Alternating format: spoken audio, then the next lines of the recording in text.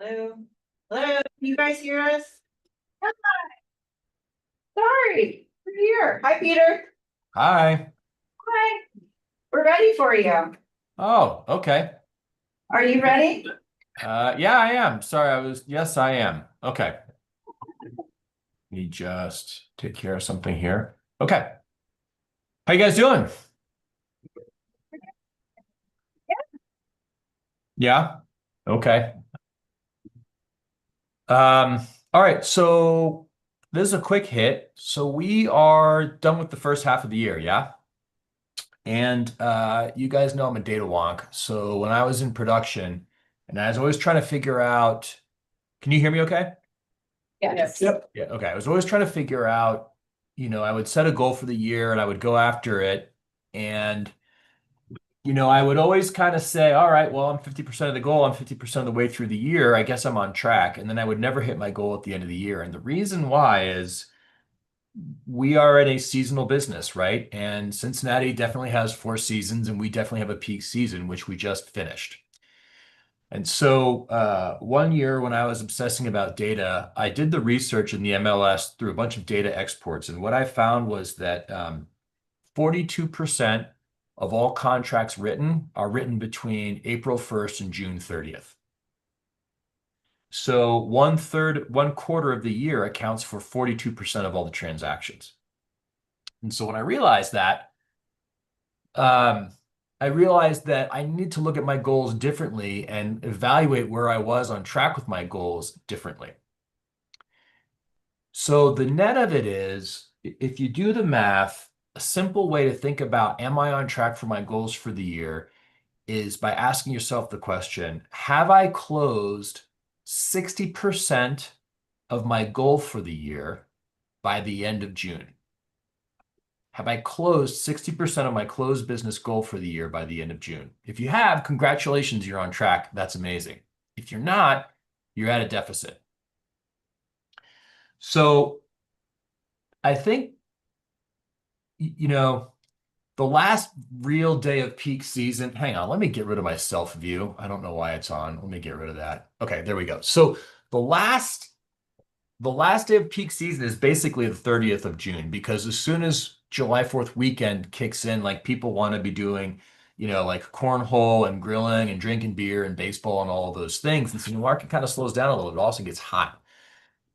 So now we have to kind of make up for lost ground. And if you're thinking to yourself, how am I doing in relationship to my goals or the income goals that I have for the year?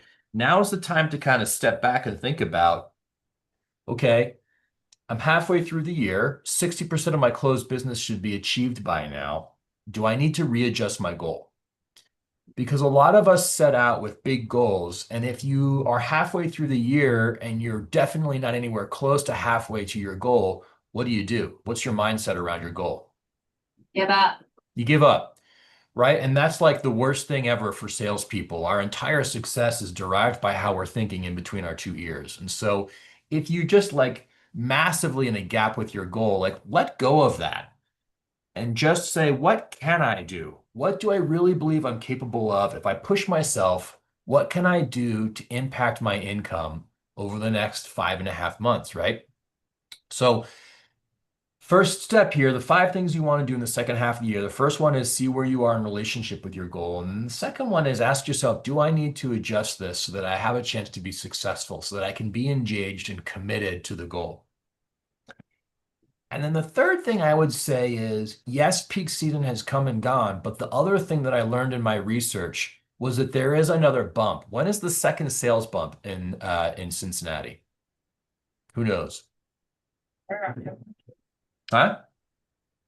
September, October? Yeah, late September, October, there's a second bump. So you're not out of the game yet. If you're behind on your goals, you have an opportunity to win. And the thing is that in the world of real estate, we live in a 90-day industry. What does that mean? 90 days to pay. Yeah, so the activities that you do or don't do today will show up in your checking account 90 days from now. Well, 90 days from now, guys, is the second bump, right? Like mid-September to mid-October is kind of like game time, peak season of the second half of the year.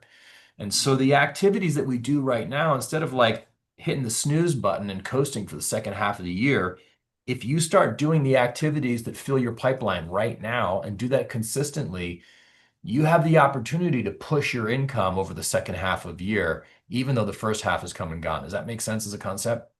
Yes. Yes. All right. So what are you going to do? Not a trick question. What are you going to do? What are we doing? Lead generation. Lead generating? Yeah. Look, everyone in this room should have three core sources of leads, right? Stool can't stand on two legs, but it can on three. So what are your three core lead sources? Well, one of them is always and forever going to be Sphere. So now each of us have two more lead sources that we need to be working, that we gain mastery in. We have different levers that we're never at a place where our core lead source has dried up and now we're SOL. So your Sphere is one. Another one should be one that you can control, one that your activities can cause and affect change in your pipeline, right?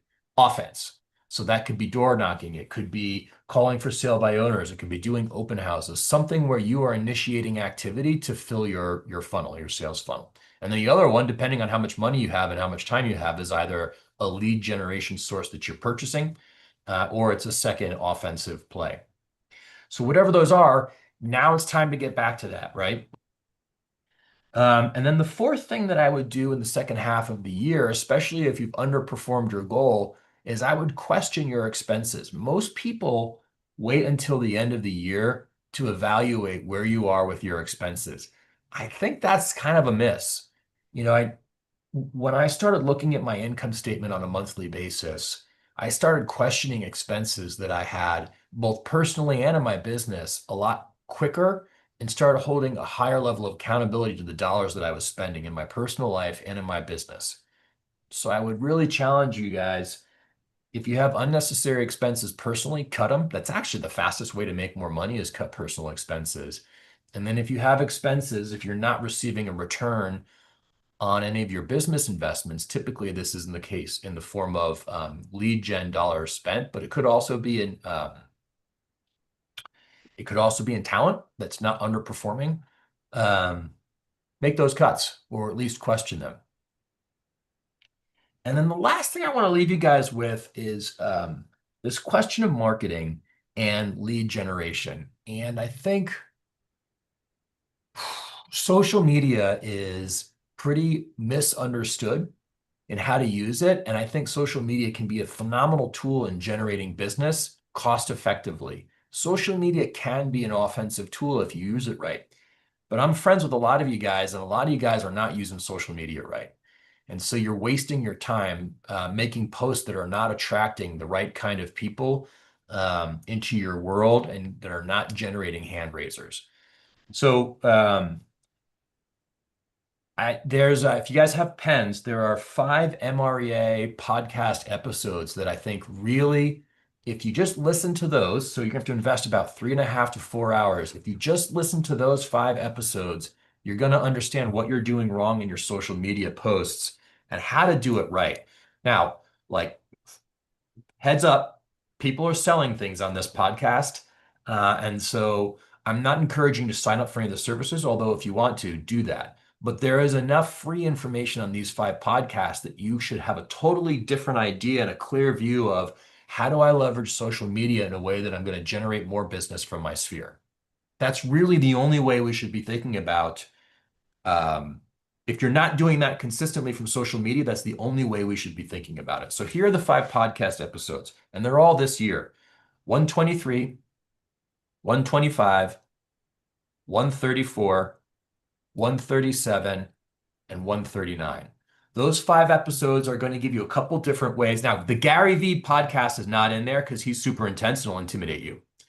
So it's just these other 5 though are legit, and they give you 5 different ways to think about and pursue a social media strategy. Shannon is asking, what's the name of the podcast? It's the MREA podcast, Millionaire Real Estate Agent Podcast, hosted by Jason Abrams. If you look up MREA podcast on whatever your favorite platform is, it'll come up as the first result. We'll send a recap email after team meeting Oh, with great. like, all those episodes. You know, it's interesting. I was in a mastermind with Gary, and he said, you know, your job with social media is to be an influencer, but not the way all of us think about being an influencer. You want to be an influencer, not to the entire world. You want to be an influencer to your sphere. And you are just influencing your sphere online and meeting them where they are. And then this strategy, one of these podcasts talk about this strategy. Okay, if I just talk about this for like 2 minutes, Lindsay? Absolutely. Okay.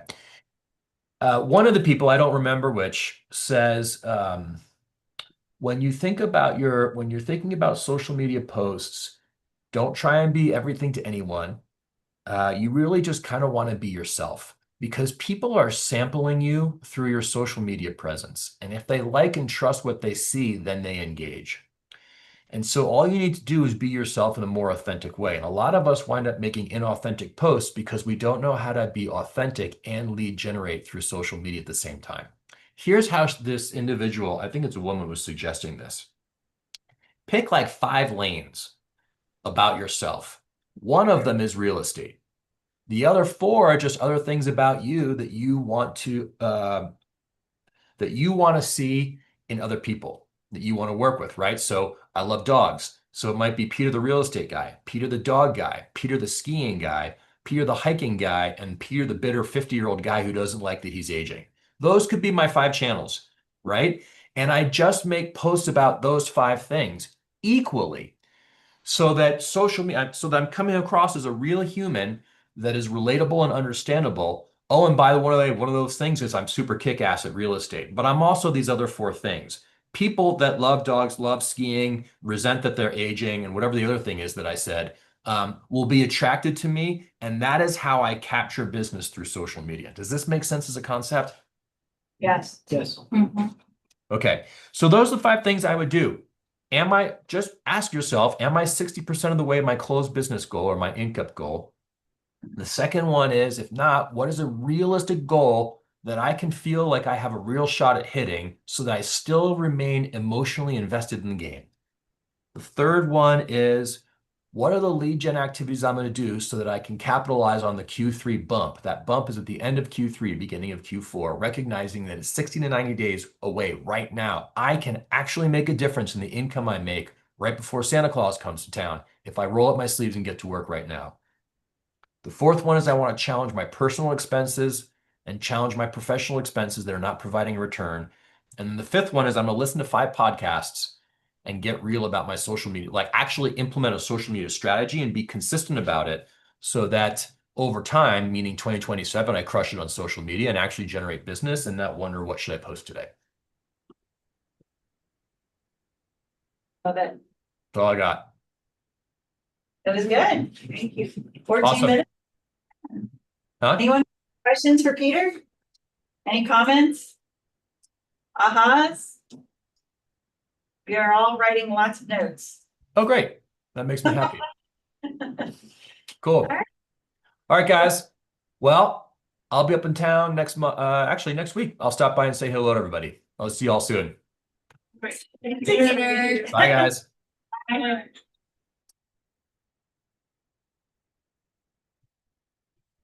Good. That back up. Good. That was great. That was really good. If you could just give me a pep talk every morning, Right, yeah. pep talk, that would be ideal. I like the authenticity with social media. All right. Birthdays.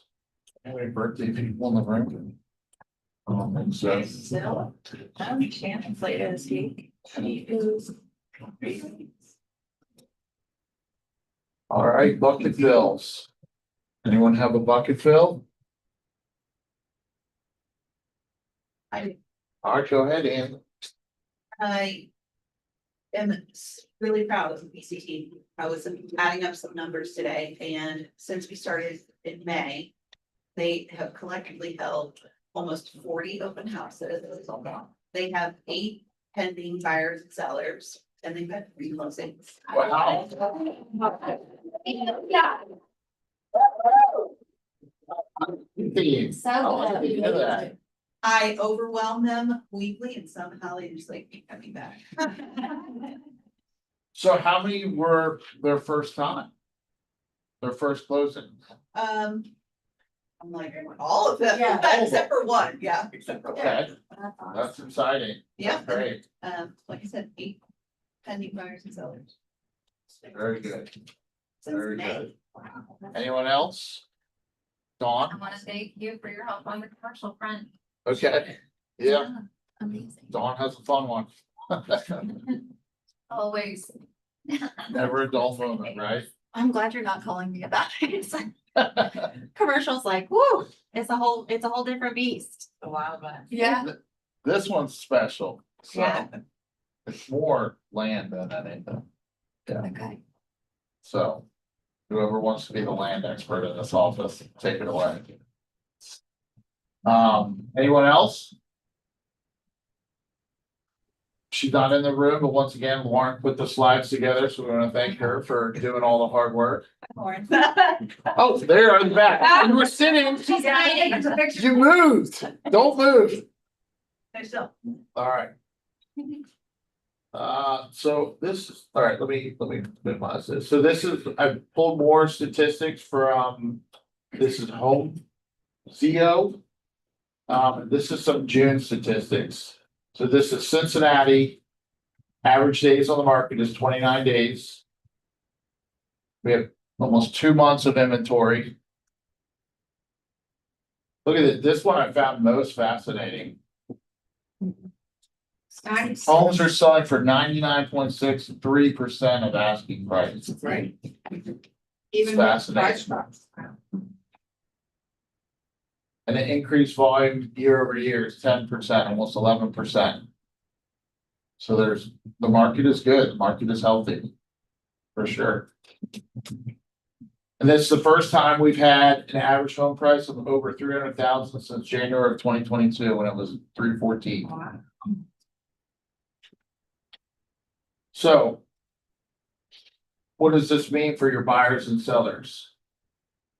I think once again, letting them know the market is very healthy, right? Is this a good time to put my house on the market? 100%, right? How quickly is it gonna move? Well, if you let me do my job and price it right, it's gonna move in a month. Now, what does it mean for your buyers? It's gonna be competitive. So we have to put in, more than likely, we have to put in close to a full price offer. What other takeaways does anybody else have who actually sells homes? I think the inventory increase is providing a lot more options for buyers. Yeah, And from what I'm seeing is that buyers are being a little bit more particular in what they're looking for because they do have more options. And so I think presentation and price are more important than ever. Because if it's not listed right and it's not staged right and it's not presented well, open houses the first weekend. I don't think buyers are jumping like they were. I'm seeing a lot more, oh, they want to think about it. Oh, they're thinking on it. Oh, 3 or 4 days later. So more options, buyers are being more particular, more reason to do all the little finishing touches and things and getting things on the market so that you stand out. yeah, Yeah, so. go ahead, Doug. Yeah, I think each pocket is still important. I mean, I took some buyers this weekend shopping in Lake Mason, kind of getting crushed. But then we showed over in Sharonville near Westchester, and the house is only 14 days on the market. And we got about 8% under list price. So pockets, I think, still do matter. Yeah. So just being able to kind of convey that to your buyers, I think. Yeah. Is there a website somewhere where you can go where it does break down neighborhood where I can get more detailed information? We are. Andy showed me this morning. It makes social media stuff for you. It's amazing. RPR is amazing. RPR, so you can get a breakdown of Westchester versus Mason versus Anderson Yeah. versus Northern I mean, Kentucky. there's so much detailed information for buyers, and sellers on RPR. And the way it presents that information, you can run CMAs, you can do listing presentations, it will make beautiful graphics for you, it will write articles for you, like RPR is awesome, and we pay for it, right, through your dues, it's not, Yeah, so you can use it. It's not free, like you're already paying for it, right. but it really is a great, powerful tool. And they Yeah. offer amazing Zoom classes that RPR itself, you can sign up for those.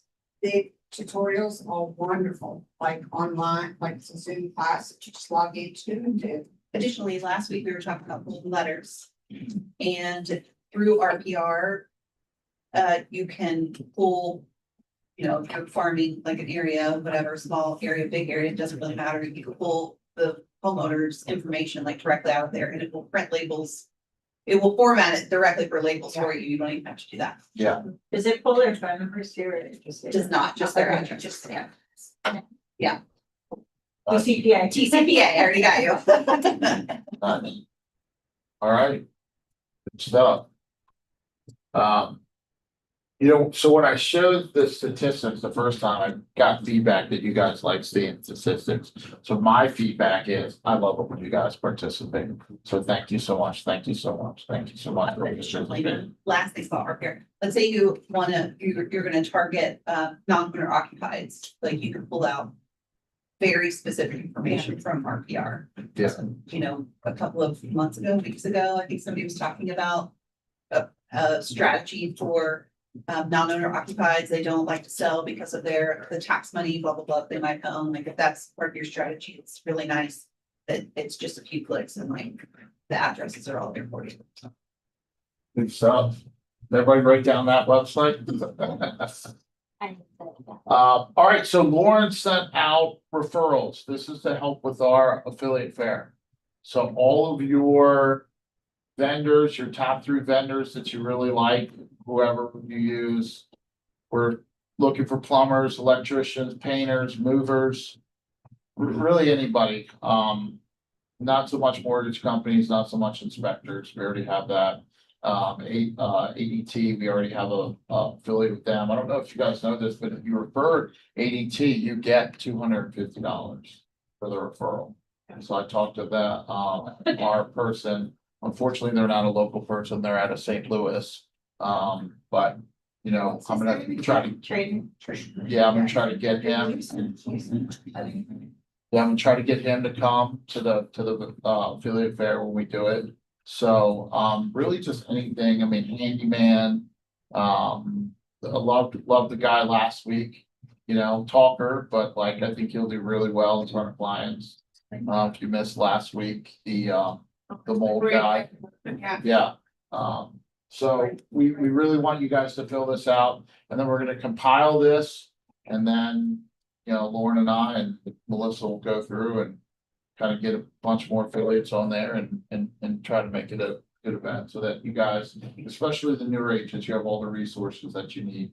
And until we get that, please come to Annie, come to Maggie, come to myself, come to the more senior agents. We will help you find the people that you need, if you're in a bind.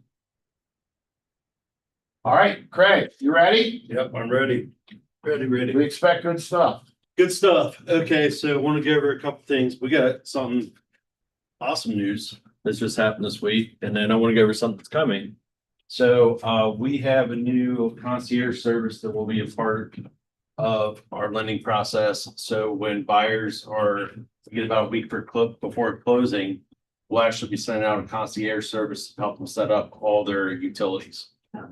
So it's a one-stop shop. This is great for people that are moving across country, or even just across the river.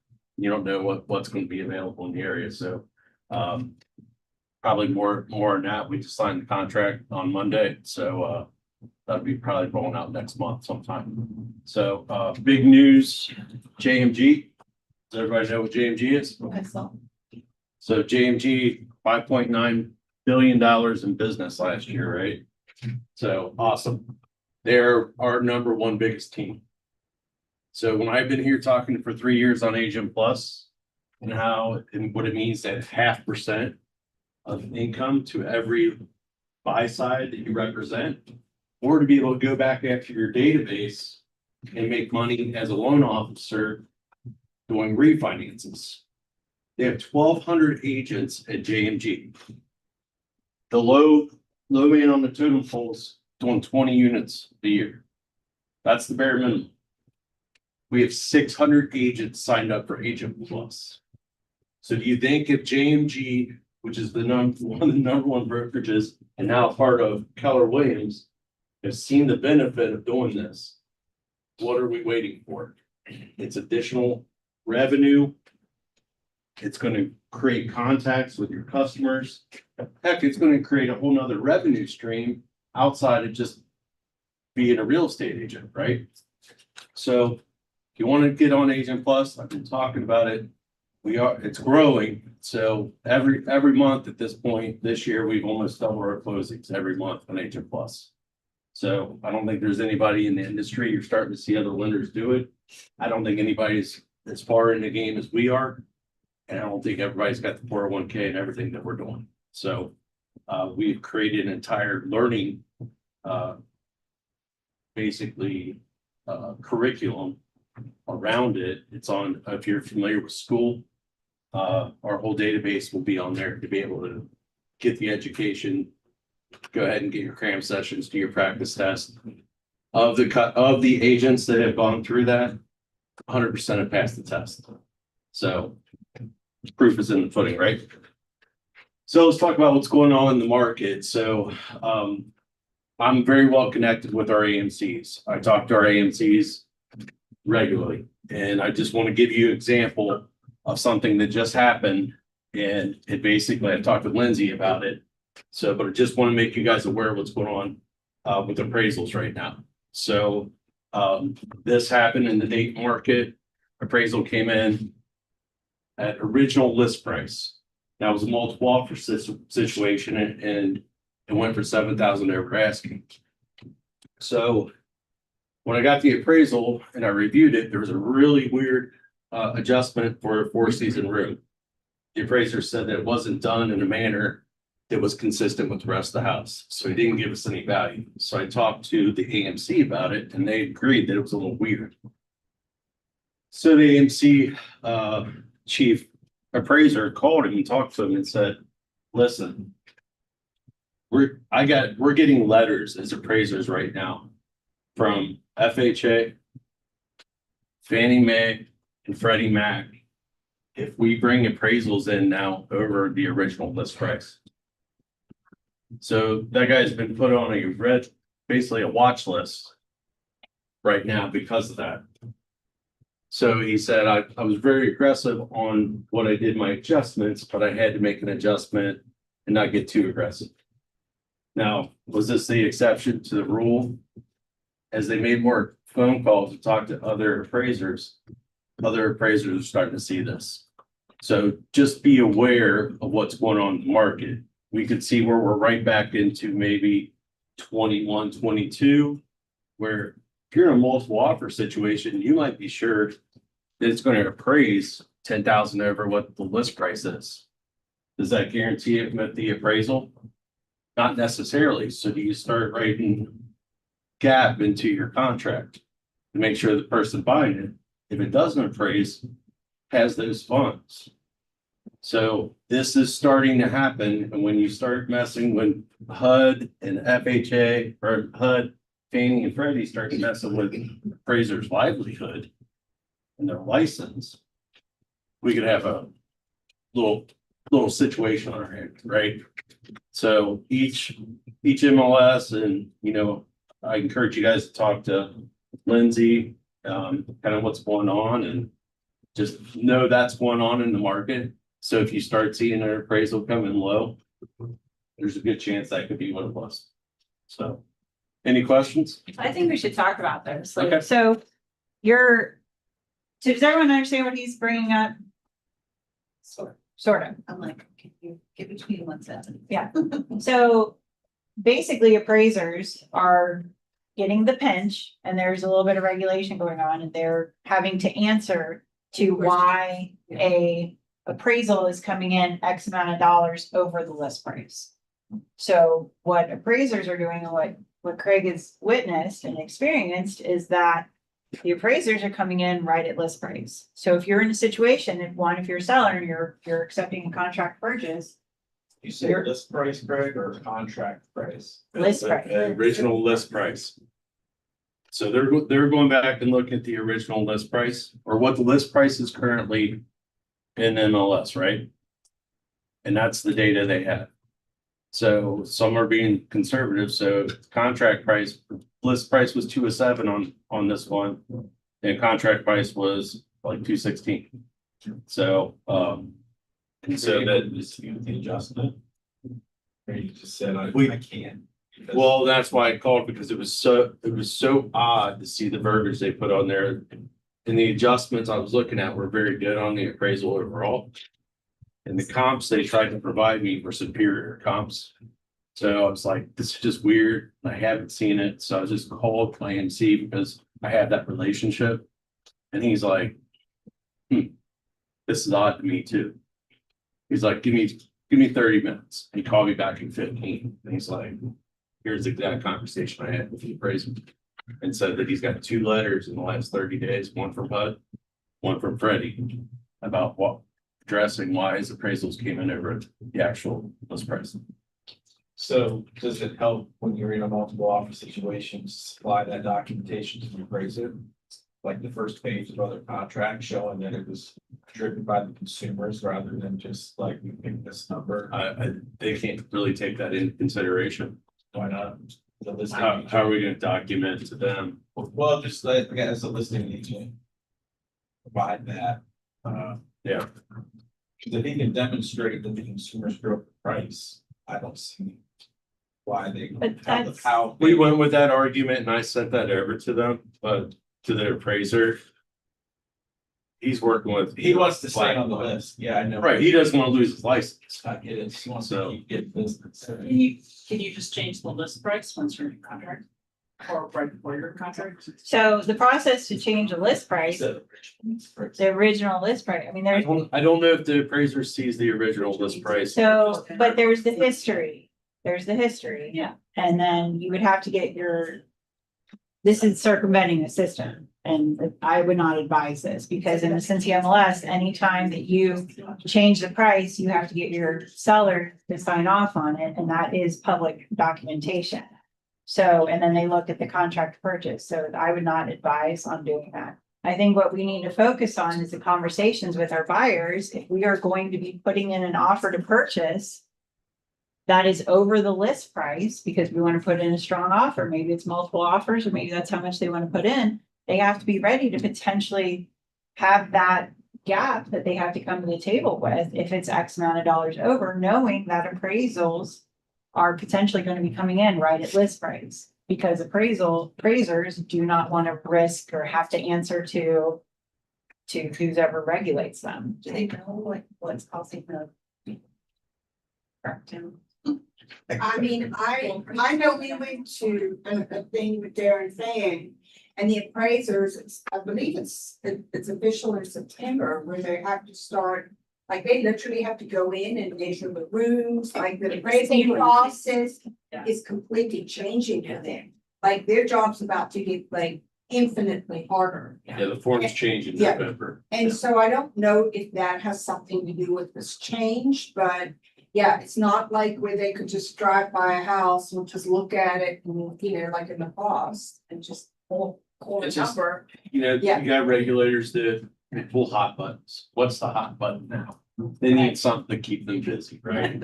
So, I mean, and then, so here's a real question. So of everybody in the room, who's had a short appraisal the last 3 months?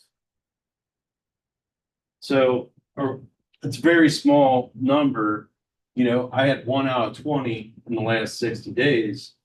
But it threw a red flag to me to look into it a little bit more. So I'm not saying this is like, it's not like it's a pandemic right now, but you just have to be aware of the market and possibilities of what's changing and what we could see and just kind of be able to prevent it up front. Well, and then also speaking to what Brian just said, I mean, I know on my listings, when I've got an appraisal, like I will send a letter, I have a letter from the appraiser that is a breakdown of everything that's sold in the area, prices, and a detailed explanation of like what took place when our property hit the market, how it sold, how many offers we had.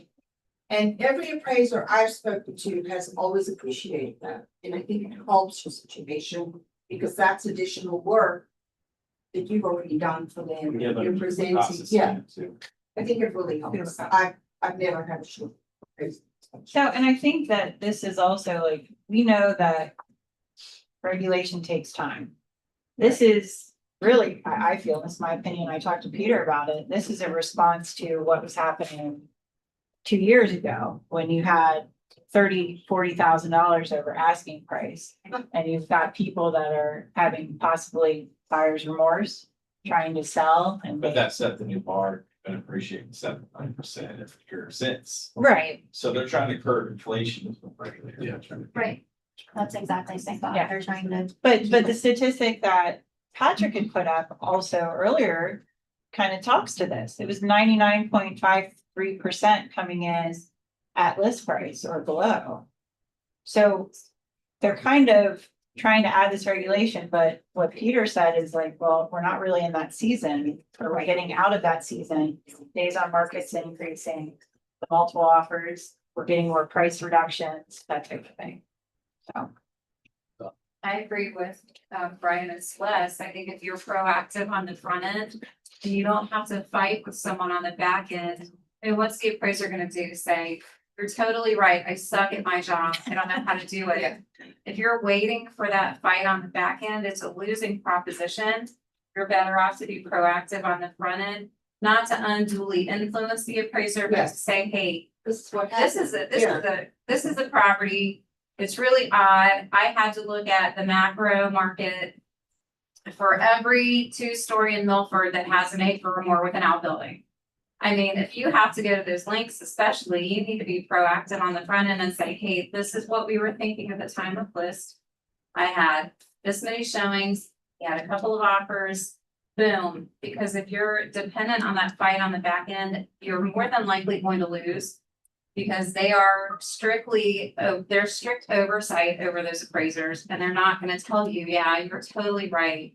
I suck at my job, you're right, I'm wrong. That is not going to happen, because all they have to do is uphold the value that they perceive as being the value of the property. So, I mean, I totally agree with you, and that's a pattern of practice that I have as well. I guess my question is, if you have an inexperienced listing agent, wouldn't it be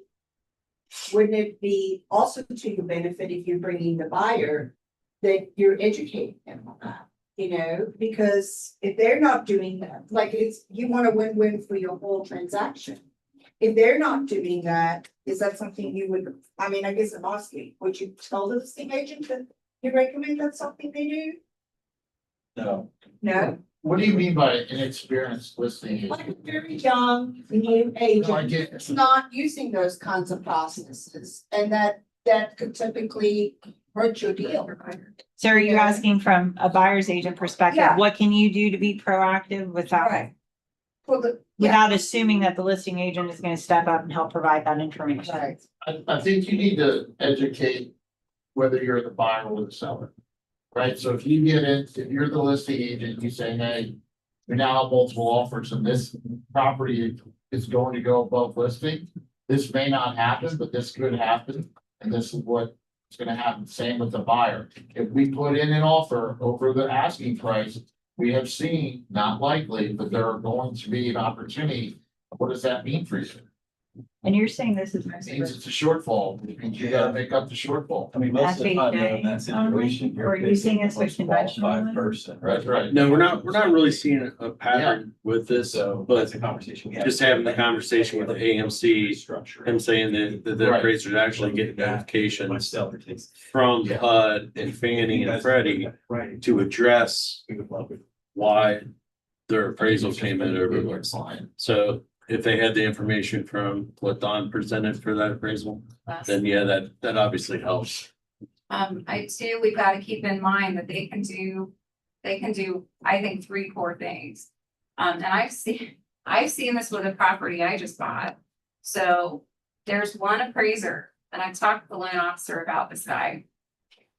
He can adjust from lower comps up, right? He can look at higher comps and adjust down. Ideally, they're doing both, right? They're kind of finding an average, a happy medium, so they'll have a higher comp and they'll adjust down.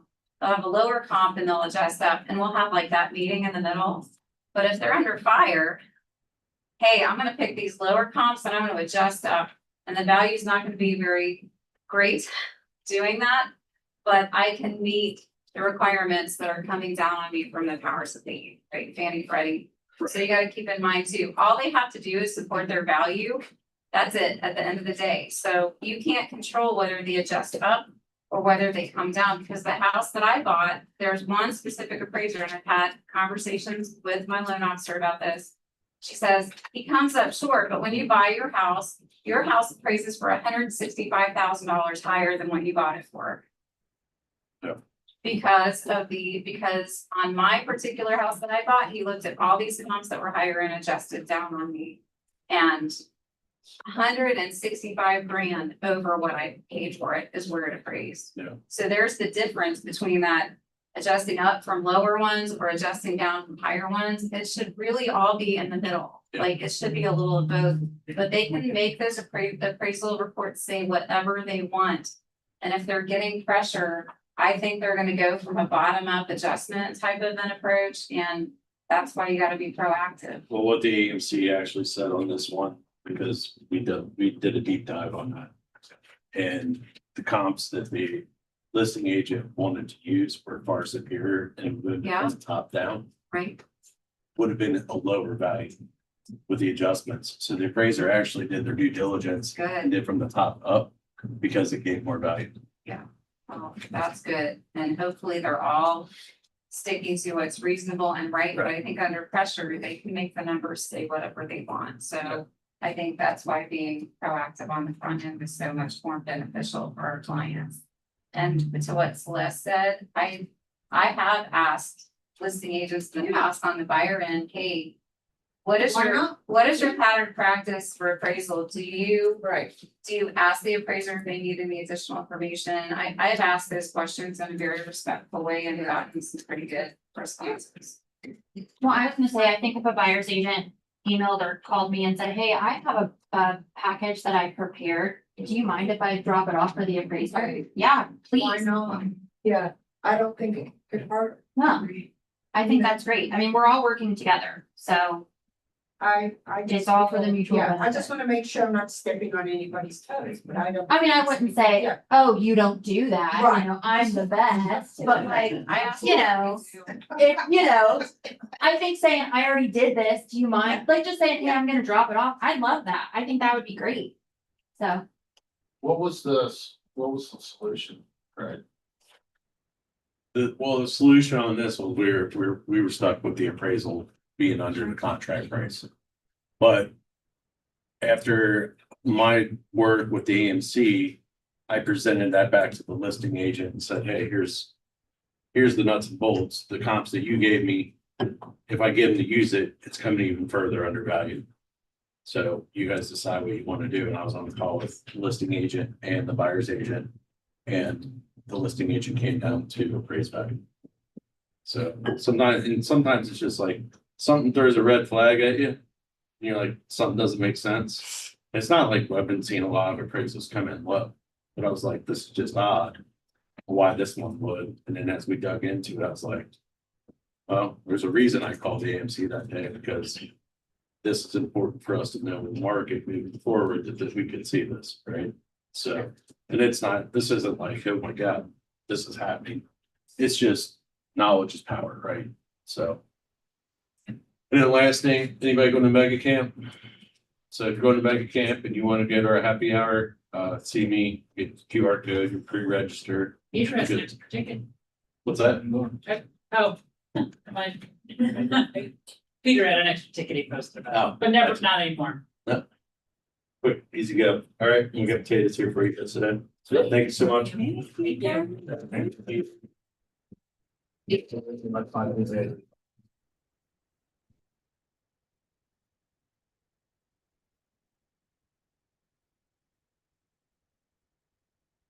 Assuming a lot of buyers don't want to make up the shortfall.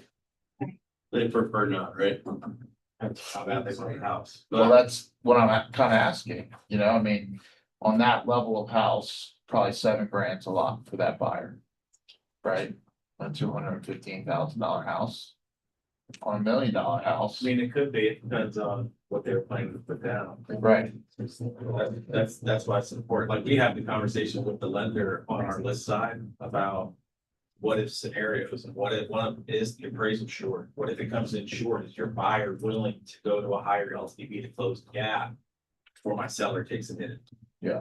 And if we're in a multiple offer situation, we then get it in writing and move forward. And if it's FHA, it sticks with the property 6 months. Well, on the higher LTV, yeah, the FHA with minimal down payments, you have less wiggle room to get out of that position. You know? That's why we're not picking those people in multiple offer situations. I think knowing the background of your buyer's financials, like with your lender and what kind of market you're in, like 2 years ago. We were Mason, it was like, we ended up closing, it was like 40,000 over this price. But they knew how competitive it was, and I knew with their lender, like they had reserves, should the house not appraise. Yeah. Which there was a slight shortage, which they were able to bring, so we just set that expectation. Whereas, yeah, like first time home buyer or. Yeah, like, Yeah. just had to move on. That's right. Yeah. I wanted to just touch on that with some of the newer agents in the room that. Yeah. You know, there's ways to still get around it, right? This is today. This is in 40 minutes. Yep. So we got an estate planner coming in. This is not here, right? Maybe he'll join us for lunch again, but definitely stay after. This is tomorrow, so Jennifer's doing a free CE class, not just for Keller Williams, so you can actually invite other agents from other brokerages. But this will be right here in this room. This also satisfies your NAR requirements. Yeah. That are for every 2 years for ethics. It's Jennifer. And it's Jennifer. It's Jennifer. Right? That'd be sure. Yeah, it's a great picture. I don't know if she's bringing the horses, I didn't confirm it to you. We'll get confirmation on that. I've seen a lot of people do the dog. I like the horses. And then this is tomorrow, so, Thursday. So this is Josh Bowman, he's our regional technology guru, he'll be in here at 1 o'clock. So if you have any questions, In time, in person? Yes, Yes. Josh Bowman will be here on Thursday in person. He is our regional tech trainer. And so he's gonna go over the home valuation tool that's on everyone's website and how you can utilize that. It's a great class. If you can be here on Thursday at 1 o'clock. or come at 12:30 and see Maggie. That's next week. That's next week. Oh, 30 all. Yeah, that's, y'all invite everybody, if you talk to another agent, everybody please come. Cause this is super important. I'm getting so many calls about inspection timelines and defect notices and all the things, and I wanna sit down with everybody and go through it. And take some time. Yeah. That's great. And then this Saturday, everyone is invited to Tara and Bo's house for a pool party potluck. They live in Lexington. And then we have career night. Tara and I are gonna do career night 2 weeks from tomorrow.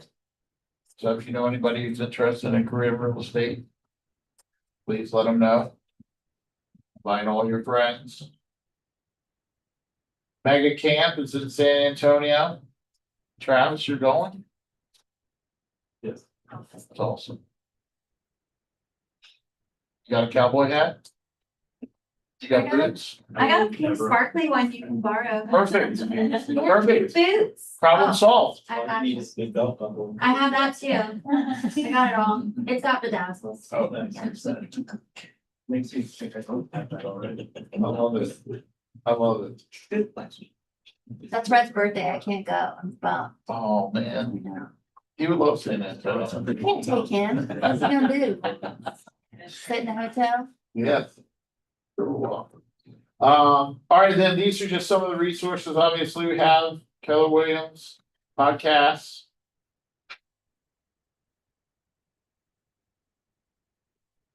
And then is this on Scott the Rule? No, this is Who's got- Outfront. This is outfront.kw.com. So social media for 31 straight days.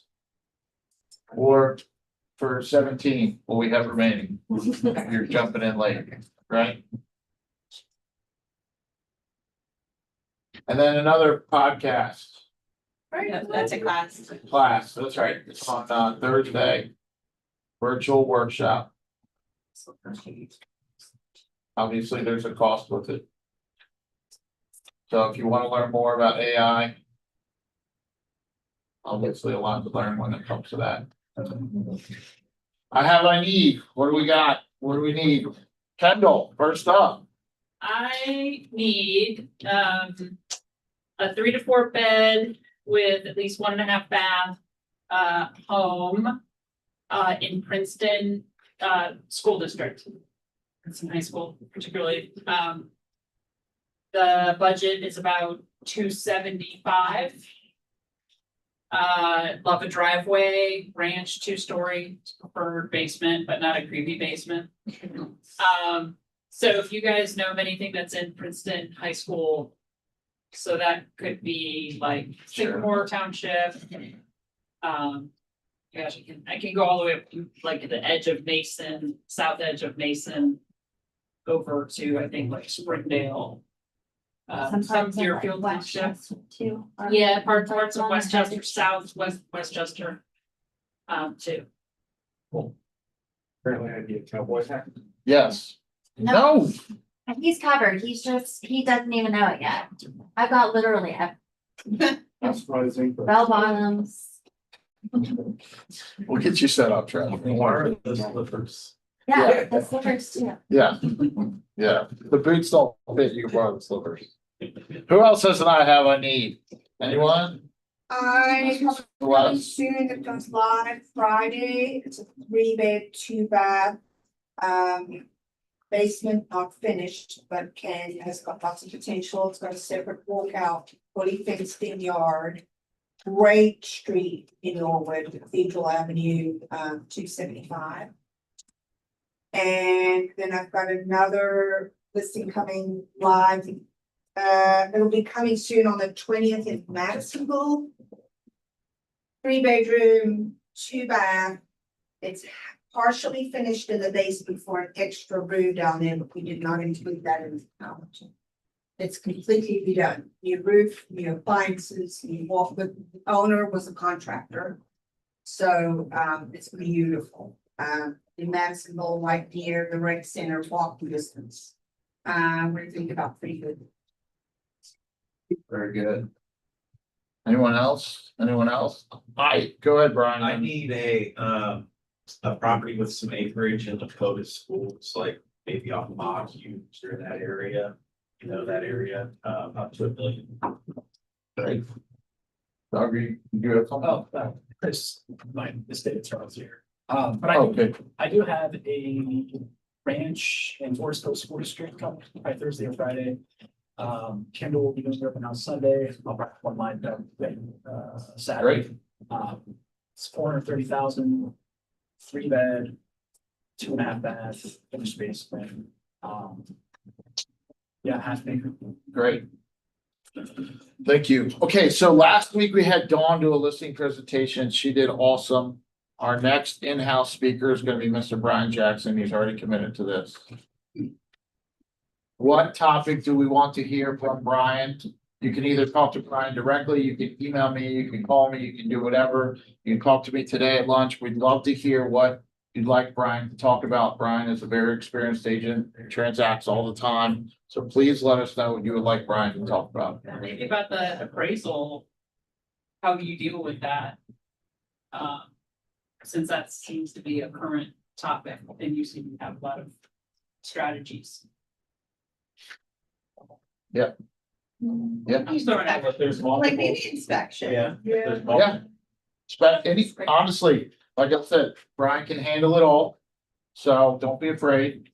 Maybe not rhinestone cowboy boots, but everything else Brian's got, right? That's right. All right.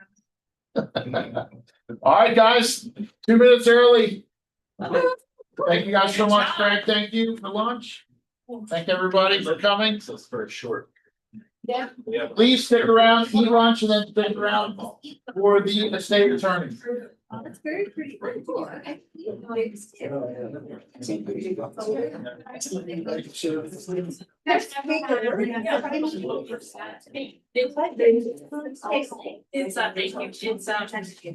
No, I look away. I was just thinking of it while I texted you. I like that idea. Yeah, you should say. Yeah. It's contagious, 100%. Yeah, that's not the sun. Goodness. I'll